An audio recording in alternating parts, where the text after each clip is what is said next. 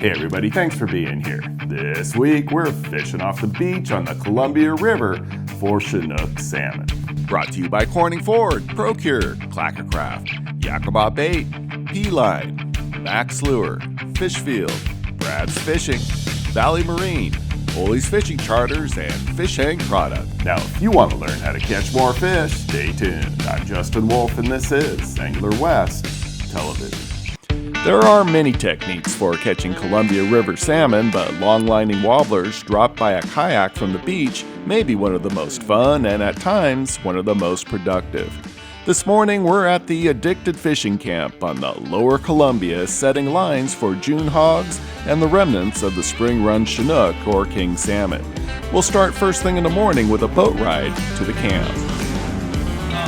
We're going to fish a very exciting fishery today. This is a wobbler fishery. I'm not sure that Justin Wolf's ever got this on camera, but we are in store for an exciting day. We've got about, probably 8 or 9 rods on the beach, each one with triple wobblers. You'll see the setup coming up. Very fishy, deadly. It's going to be exciting. We're heading out to an island on the Columbia River right now. We got a whole crew of people with us. It's going to be a fun time.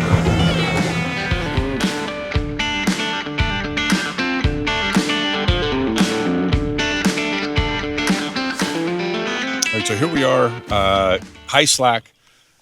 There's not much water moving, maybe just a hair of current going, but not a lot. So we're going to do a couple different things here.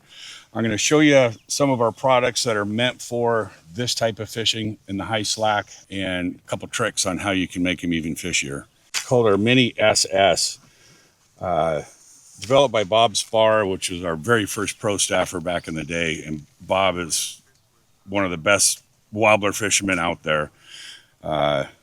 Originally developed for the Chehala system to fish in like 10 feet of water and less, but it will catch current when there's very little current and get action. So we actually deployed these yesterday, and our first fish came on this. So you'll notice coming out of the package, I do make a couple changes here. Number one, we are in a barbless fishery, so we're obviously going to pinch that barb. But the second thing is, if you look straight on that hook, there's no offset. It's just looking at you straight in the camera. So what we're going to do is take some pliers and we're going to bend this just a little bit so we get about a 7.5 degree offset. Very scientific. But once we bend it, what you're going to see is a hook that looks like that. So hopefully you can see it well on the camera. So the point of the hook is going this way and the shank or the shank of the hook's going that way. So that offset, when you run this along your hand, it just digs in and grabs. And then our Mini Extreme. These have been the two that have been doing so well out here. And all of these wobblers can be adjusted primarily though, just on this line right here. Just the line going east to west. Not any of these lines. You don't need to screw with any of these angles. None of these angles here, just this one line right here. So this is a factory setting there. That's the bend straight out of the factory. So if you don't have much current and you want to get more whip out of this, you take a thumb on either side of this bend and carefully just bend that up like that. If you have a lot of current and it's really ripping, key thing is you don't want these wobblers to turn over. I like them to go from 3 o'clock to 9 o'clock. Some people like, 8 to 4 o'clock, which is more like this. I like them to get up on the side, but not to the point where they're rolling over. So if the current is really ripping, we're actually going to bend it and flatten it out like that. And if you're not comfortable bending these, and some people aren't, the other thing you can do is you can use a larger hook. So you can see the difference in size. And you can also even add another split ring here, or even a barrel swivel, small barrel swivel here with that on the back, and that will give it more drag as well. So a few different ways to adjust for current.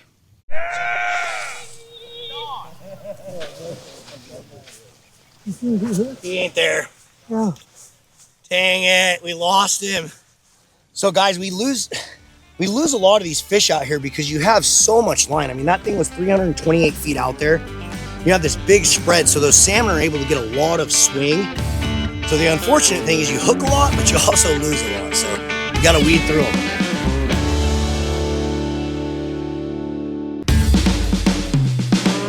Welcome back to the Lower Columbia River. I'm Justin Wolf. We're wobbler fishing off the beach, and it didn't take long for the bells to start ringing.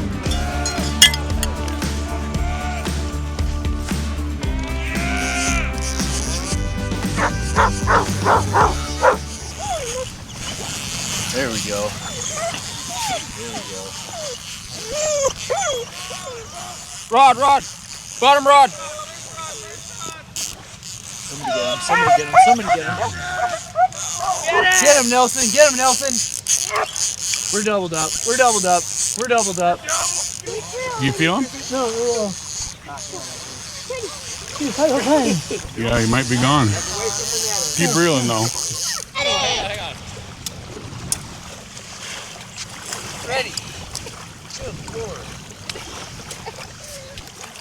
So we got our first one of the morning. He ate the blurple wobbler, the little old Brad's Mini Extreme. Definitely one of the smaller summer fish around, but hey, we'll take them. Enough to break the ice.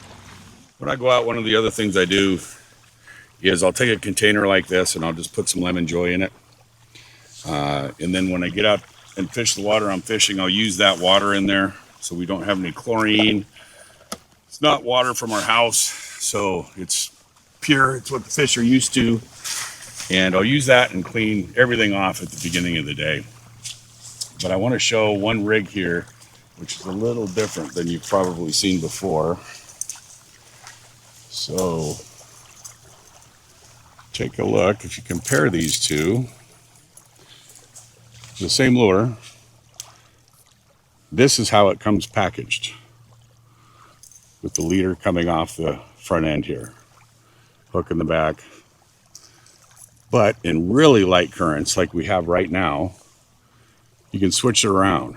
So you can put your hook back here and put your barrel swivel up here. And what that does is it gives this wider area more room to grab water. And that was actually taught to me by the guy who invented these, Bob Spar. So Scott, try that. And sure enough, yesterday I did. And I got all sorts of crap. People say, oh, that's not going to work. It's not going to work. I said, guys, we got 10 rods here, right? So 10 people, 10 rods. I'll use my rod and just test it out. But I'll be darned if it wasn't rigged this way on these mini SSs that got our very first fish. Yeah, here's our basic setup. So for a rod, we're using medium to medium heavy trolling rods, just 360 trolling rods or what have you. It's nice if you can get a big bend in the tip. That way when the fish bites and it breaks off the rock, it snaps back and you get a hook set right there. But this looks, if you look at this whole setup, it looks kind of complex, but it's really not. So let me break it down here real quick. So tie our main line right to a 3-way here. And weeds haven't been much of an issue, but we got a T-bead there. We go bead chain to our float, another bead chain down to our wobbler. So, and we're, 25, 30 inches in between each of these.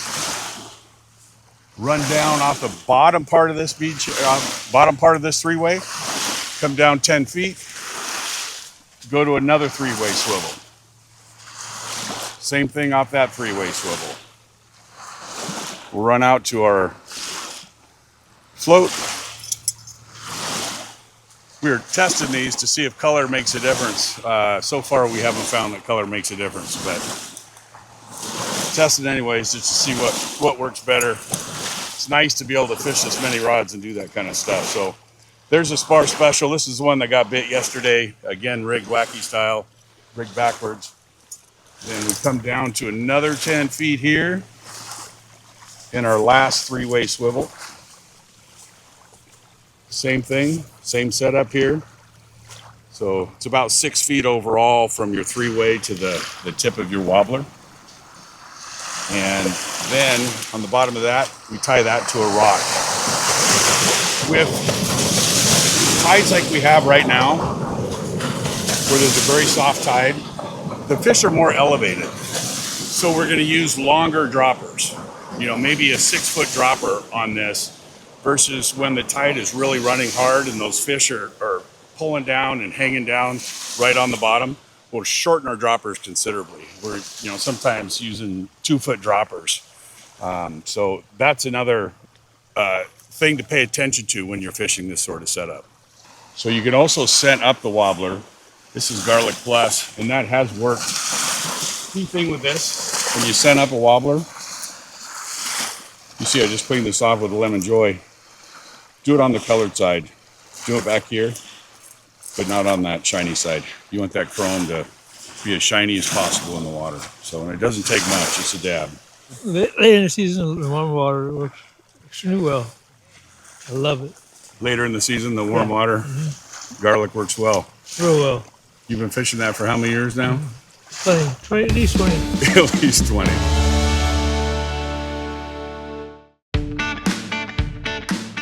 We're fishing wobblers off the beach, and as the outgoing tide picks up steam, Get him, Nelson. we're seeing more bites. We doubled up. That was high stress, high fun. We had a double on there, so unfortunately Brad ended up losing his, but Nelson down here ended up landing his. So first double of the morning, and we're 1 for 2. Oh, and there's a fish right here. So the bite is happening. Roll, baby, roll. Coming in hot. Come on. Come on. I don't feel it. I don't feel it. Oh. Top. No, he's still there. Woo! Stop. It's top. I think you always land them on my feet because he's real so fast. Yeah, real so fast.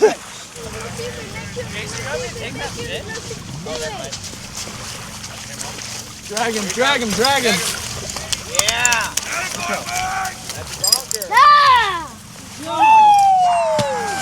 Hang on, buddy. Watch out, Fred. Here you go, bud. Yeah, got bit on the blue. Right on. So this one hit Midnight Blue. The BX. My man Mike here did a great job landing him. And the puppy even tried to help. The puppy did try, yeah. Much help. He's a fat one. But, so I think this is a spring salmon and not a June hog. If you look at the size of the spots here, very, very large spots, and they follow through onto the head here. And the June hogs generally have smaller spots. Generally don't go to the head. You're really only going to tell probably when you cut it open, but my guess is that this is absolutely a spring fish. Here these things come through in a flurry. They just did. Got 3 fish in a couple minutes. 2 of them were on the Burple, and 1 of them was on Midnight Blue. But that Burple, it's the nickname. It's actually Kylie's Tiger, is the true name of the wobbler. But that has been doing the yeoman share of the work for sure over the past several days. So we got 2 more on that. But generally about 68 degrees, that one starts to fade away, and we get more in the blues and chartreuses. We're just starting to see some bites in the blues. We got 1 on the blue yesterday, 1 on the blue just now. So starting to switch. Water temp's about 65 degrees, so we're getting up to that area where the Burple will start falling off a little bit, and these blues and chromes and chartreuses will start kicking off. We're putting it out anywhere from about 250 to 350, you know, kind of in that 100-foot lane. Anywhere out there that's in anywhere from 30 to sometimes even 50 feet of water can be pretty effective. These summer Chinook are very travel lane oriented, so if you're not in the right spot, you're probably not going to get bit. So having a boat with some electronics or having a lot of experience out here, just kind of knowing your depths, it can pay dividends. So one of the things out here, guys, that can make you catch a lot more fish that I don't see a lot of people do, we take every bit of slack out of the line. You're basically pressuring this rod to as much as that leader can take before it breaks.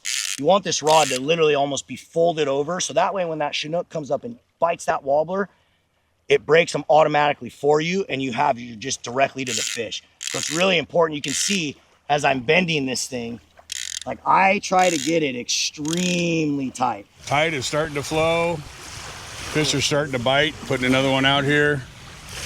All right, 300, turn up a little bit. Yep. Yep, drop. That's there. Yeah.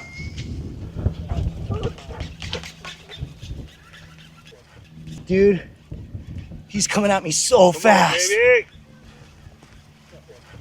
Run, Wobbler. He's coming at me so fast. Run the other way. He's there. Oh yeah. See how small that is, Jason? Yeah. That's why I think we're missing a lot of these.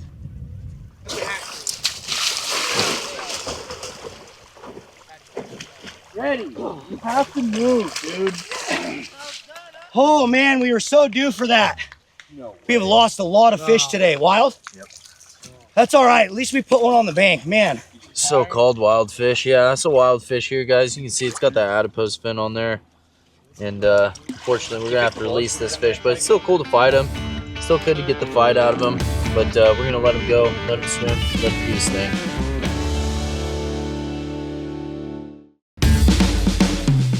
We're going back to the Columbia River, but first, here's your fish field tackle connection.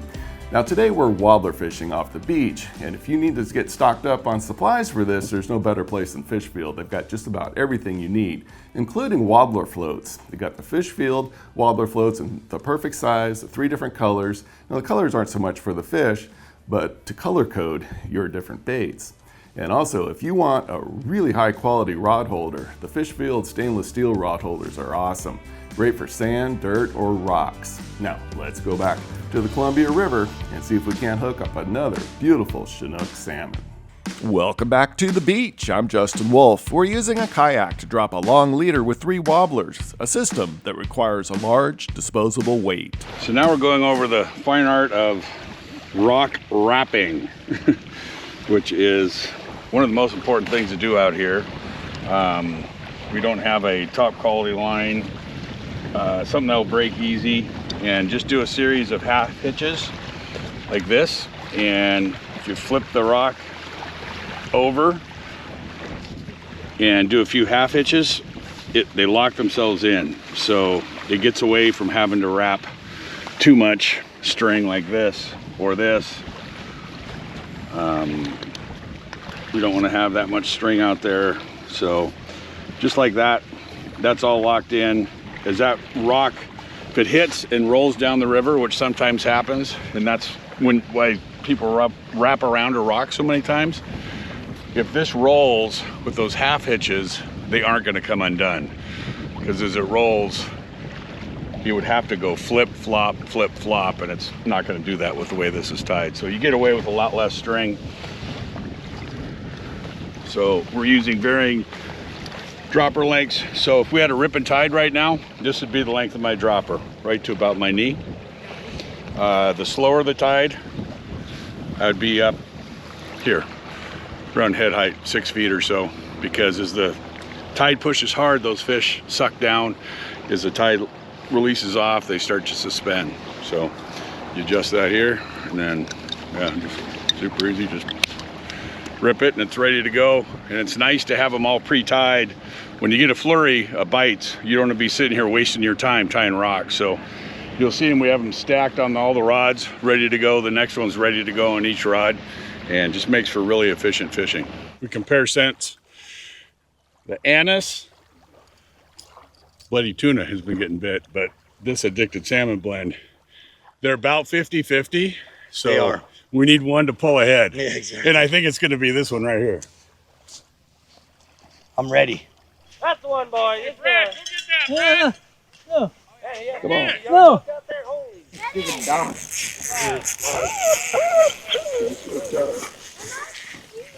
Jason, can I get any feedback on Oh my what's going God, on? dude, my arm is so Everything's over. I don't care. Yeah, good job, Jason. Just reel right down to it, buddy. And then that way, when you get to that weed line, you'll have a lot of room to drag. You know what I mean? You rascal. Me and Jason are sitting here trying to rerun rods, and we can't even get them in because we're having a flurry. I love it. Bottom wobbler. Yeah, baby. Bottom too, dude. Okay. You're in that weed line now, so I'd probably start walking them back.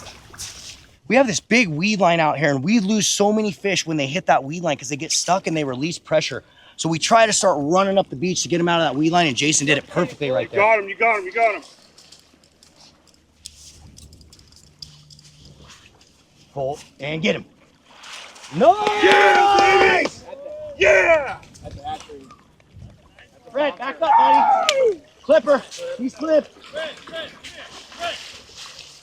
Fred, fish! Over there! Boys. That a boy, Jason. That's a nice one, dude. Got the old freshness sticker back there. Oh, yeah. Good one. Been working hard. Time to get paid. So we were talking earlier about as the water warms up, you're going to turn more to a blue and chartreuse bite. You know, we've gotten quite a view on that Kylie's Tiger, which is the purple and cerise. But now we got another bite here on the chartreuse, and this one we're able to land and keep, and it's a beautiful fish. Looks like it might be another spring salmon. Is that a springer, Jace? BX57. Another spring salmon, and it's a nice size too, mid-teens. So it's the BX57, and that's a fishy one too. First time it's been bit out here, but the contrast, you can see the contrast is really good. Right, Levi?